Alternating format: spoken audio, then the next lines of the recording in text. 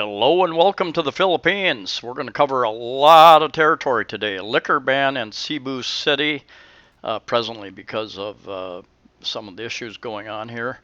And just in Cebu City, we went over to Mandaue City. We're able to stock up, got enough until the next big snowstorm here in the Philippines. Anyway, I suspect that's because many Filipinos buy one bottle and share one glass, pass it around. And anyway, I went to the immigration today, and that security guy there at the entrance, this was about 8 a.m. The mall opens at 11 now, 11 to 8, and you have to go around the outside to get up to immigration here in Mandaue City. And every immigration office, their procedures are a little bit different, but anyway, they did some social distancing here and in the grocery stores as well. And they've got tape laid out about 1 meter apart for people to line up. And this is going into the immigration, and they would only let you in if you had a face mask as well. No face mask, no entrance. Chatted with one guy from France who improvised and made a face mask out of a towel, in fact, and it worked for him.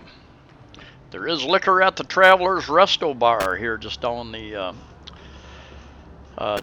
just next to immigration, if you're interested.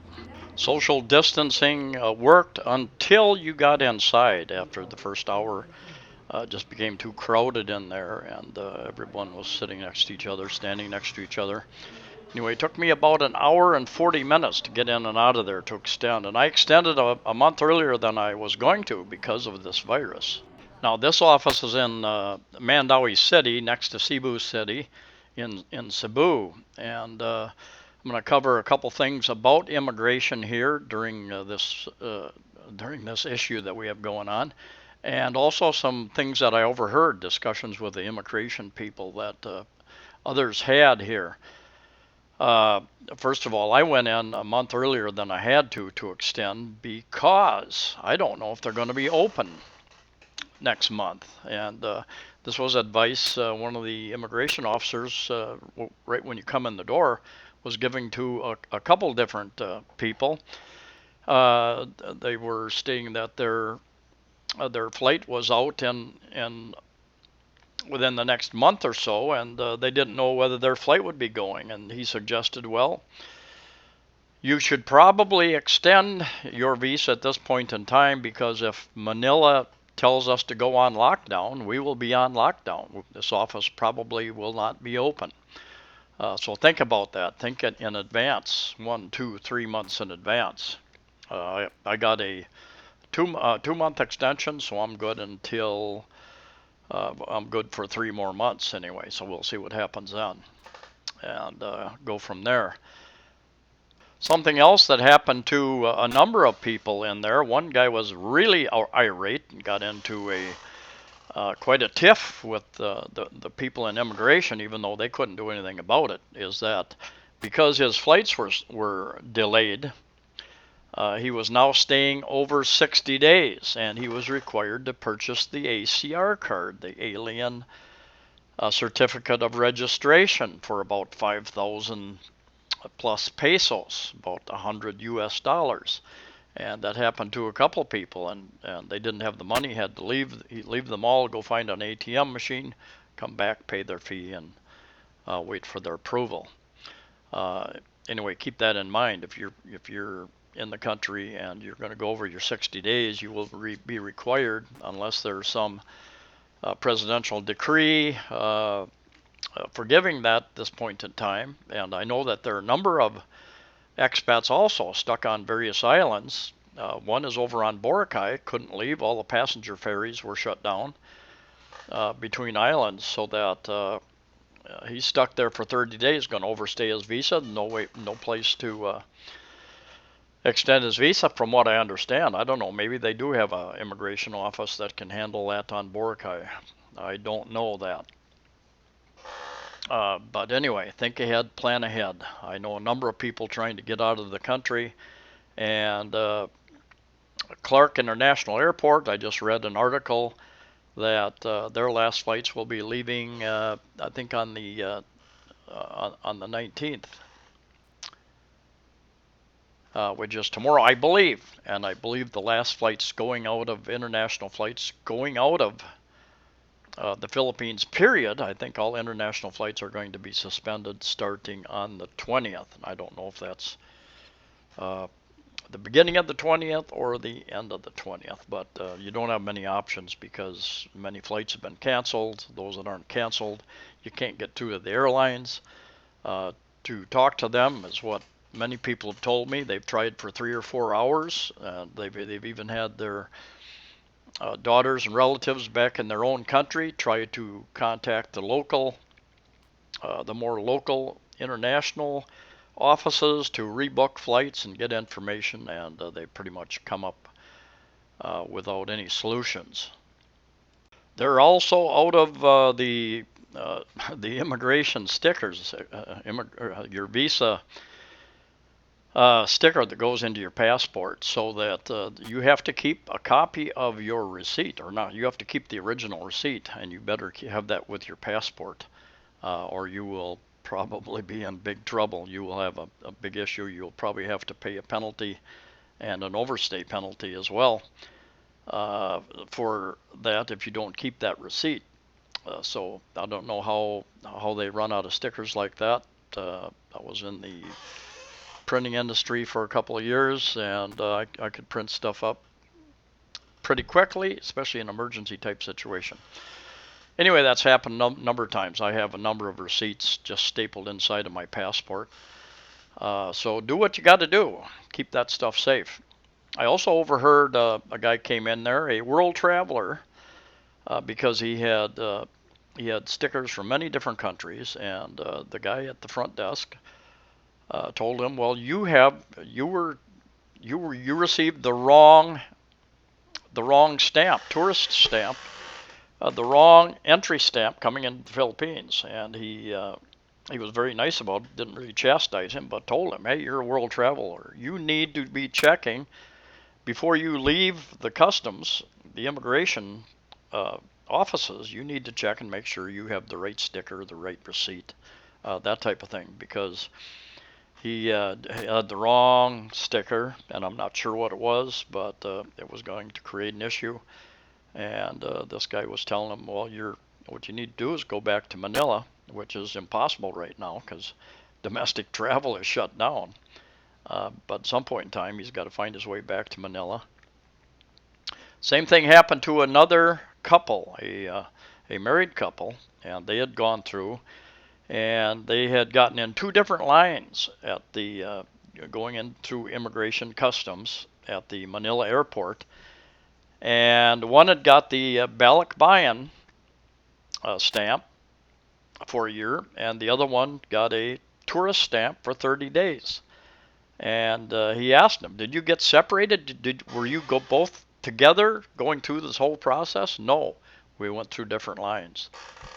So keep that in mind. Also, you just don't need those kind of problems.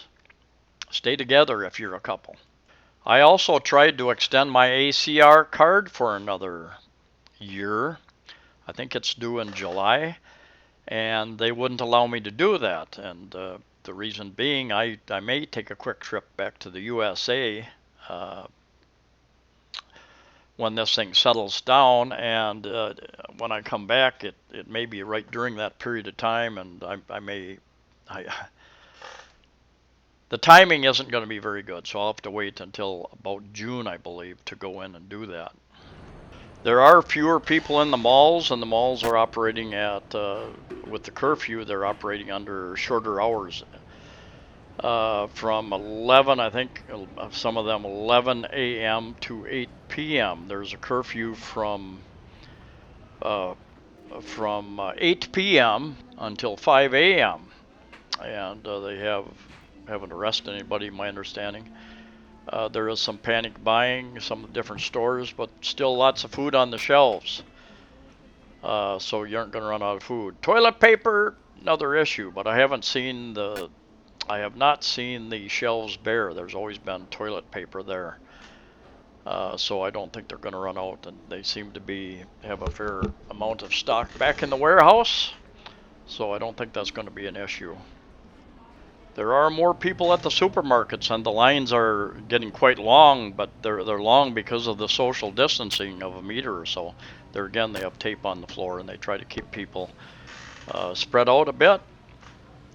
Successful at some times and not at others. All right, on to travel news, and there is a lot to cover here, and they're making up the rules, changing the rules uh, by the day, sometimes by the hour. So it's a little tricky keeping up with all this, and oftentimes by the time you see it in print, it is old news, and there may be uh, some other restriction in place. Anyway, Luzon. The big island where Manila is located has gone on enhanced community quarantine. What does that mean? Not just quarantine like we are here in Cebu, for instance, where most of the stores are open. But let's take a look at the different things. The do's and the don'ts. Do's: everyone must stay at home. No classes at all levels. No reporting for work in government, private sector, except for some exceptions where they're required. Basic do's and don'ts. Who may go out? Only one person per household would be allowed to buy or access basic necessities. Barangay captains to check compliance. Employees, which means if you go out, you could be they could stop you and you could be asked where you're going, why you're going out. And barangay captains often know the people in their barangay, or many of them. They might be able to call family to find out if you're legitimately out doing something that is allowed. Employees of establishments involved in production, processing, distribution of basic necessities, food, pharmacies, banks. So hopefully we can continue to have access to our banks, our ATMs, be able to get money when we need to get money, that type of thing. Of course, the PNP, the Philippine National Police, and uniformed personnel, personnel involved in health work, border control, emergency and mission critical services, media with authorization. Those who aren't allowed to go out, those who are at high risk of infection, should not go out. Seniors 60 years old and above, those with pre-existing medical condition like cardiovascular, hypertension, diabetes, COPD, cancer, others, pregnant women. Some more do's and don'ts. What other establishments are open? All basic utilities should continue to operate, hopefully. Other critical services, garbage collection, funeral and internment services, gasoline stations, I've seen those open here. The capital market, it's where you buy a lot of your food. Business processing, outsourcing, export-oriented establishments, provided they provide temporary housing, shelter for the employees. And then they have shut down the casinos, gambling places, including pogos, which are the overseas offshore gambling establishments. Hotels shall not accept any new bookings. Very important for anybody thinking they're going to travel. I think it's best right now just to assume that in most cases, unless you know otherwise, that it's going to be very difficult or impossible to travel in the Philippines. Mass public transportation. LGUs, which is local government units, and employers shall provide point-to-point transportation for people authorized to report to work. Transportation from the airport may be provided by the Department of Transportation. Walking or biking is allowed. What's not allowed? All public transportation are not allowed to operate, such as tricycles, pedicabs, taxis, Grab, jeepneys, buses, including the MRT, LRT, light rail transport, and Metro Rail Transport, Manila Rail Transport. Not sure what that stands for exactly, but pretty much shutting down in Luzon all transportation by public. I believe if you were arriving by air today, that you could have a private car come and pick you up, but they're supposed to bring proof that they're picking somebody up. For instance, a copy of the airline ticket that you would email them. More on the flow of goods. Movement of cargo via air, land, and sea shall be unhampered, which means food and all necessary supplies will continue to move as much as possible. They have shut down all cargo trucks, vans should not be blocked from entering the ports, expressways, or highways. They have pretty much shut down all passenger ferries all over the Philippines, from what I've understood, and they're policing the ports so that you don't have any rogue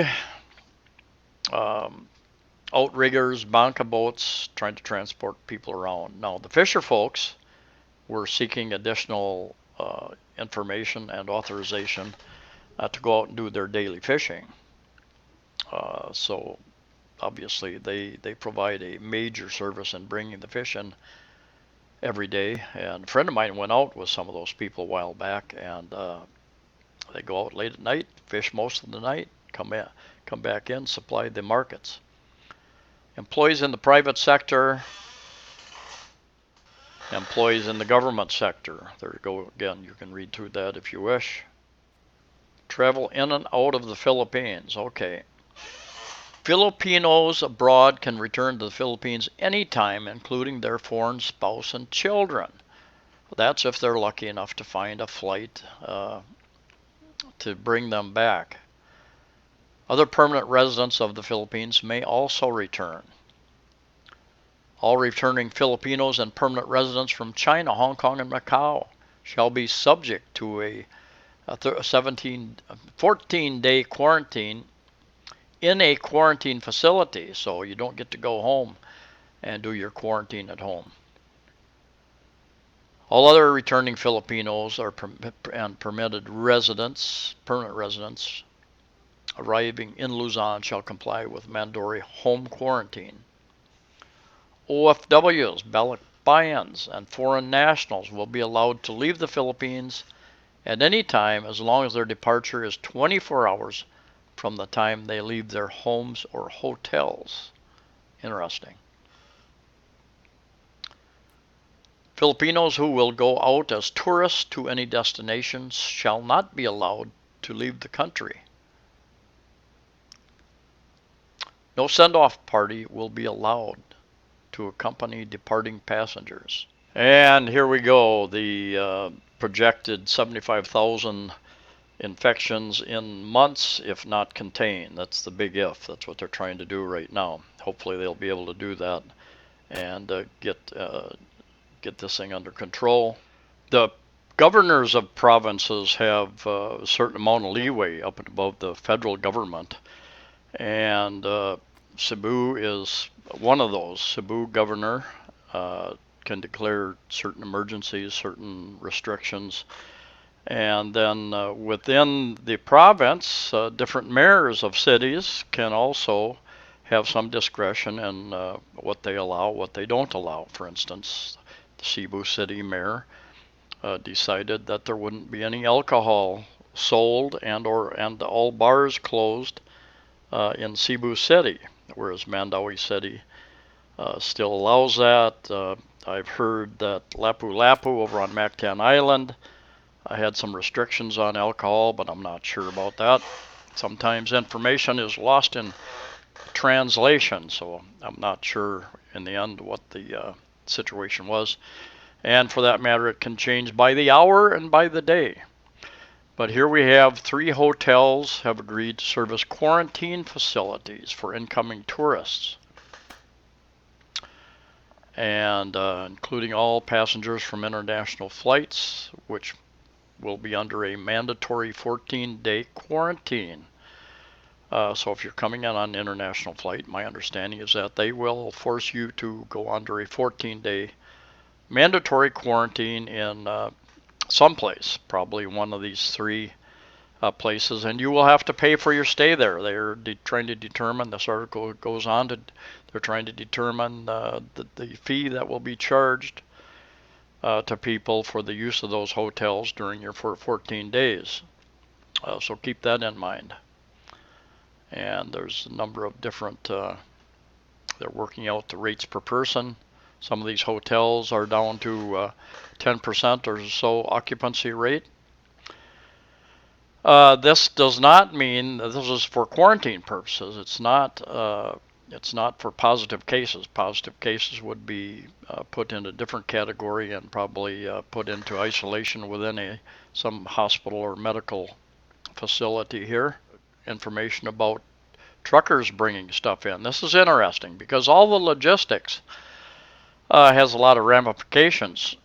They are not stopping the truckers from bringing supplies in. A lot of the food, a lot of the supplies come in by ferry and or truck, or the trucks go on to ferries, and they're asking that if those trucking companies have drivers in Cebu, that they should have their, for instance, if they're coming from Panay Island or Negros Island, they should switch the drivers, use Cebu drivers once they get here. If they don't have that, those drivers will not be allowed to disembark until they go through temperature checks and disinfection. And they must have a change of clothes on hand to put on after the necessary disinfection process. They must also have food with them, as they will not be allowed to stay out of their trucks. Interesting. And those port drivers will be escorted by the Philippine National Police. This certainly is affecting a lot of people. For instance, the sidewalk vendors announced that the vendors can sell their wares again starting Saturday, March 31st, in a couple of weeks, if they follow the city's protocols. And recently, I think within the last couple weeks also, they have cleaned and disinfected the public markets here in the Cebu City area, and ordered the closure of the night market on Monday night, which is down in the downtown area. I think that's the one they're talking about. The Philippine Department of Transportation has banned motorcycle owners from driving with another person riding at their back, two on a motorbike. And there was one couple who got a citation for that. What can I say? Ancus, which is a ride-hailing company for motorbikes, motorcycle taxis basically, confirmed that they are shutting down their service temporarily starting Tuesday night. And they will focus in on food delivery, parcel, and curbside services. Public utility vehicles, jeepneys basically, and I would think that would include buses also, public utility vehicles, to reduce to 50% the number of passengers they should ferry in line with a social distancing rule. Curfews, we often think of curfews for children, but in this case, meanwhile, Cebu City Police Director said they will give particular focus on the elderly in implementing the curfew in line with community quarantine of the city. All of us senior citizens, us retired people, us expats, 70% of the patients are senior citizens. The very good news is that Cebu is still COVID-free from patients testing positive for the disease as of yesterday, March 17th at least. That is the good news. Hopefully we can keep it like that. One thing I think is certain is that this issue is going to affect many of us for a number of months at the very least. So just do your best. try to be patient, work your way, think ahead, work your way through this, stay healthy. And anyway, thank you for watching. Please share any of your experiences wherever you are. And safe travels to you all. Please like the video, share the video, and subscribe. And we'll try to keep you updated as much as possible. And see you next time.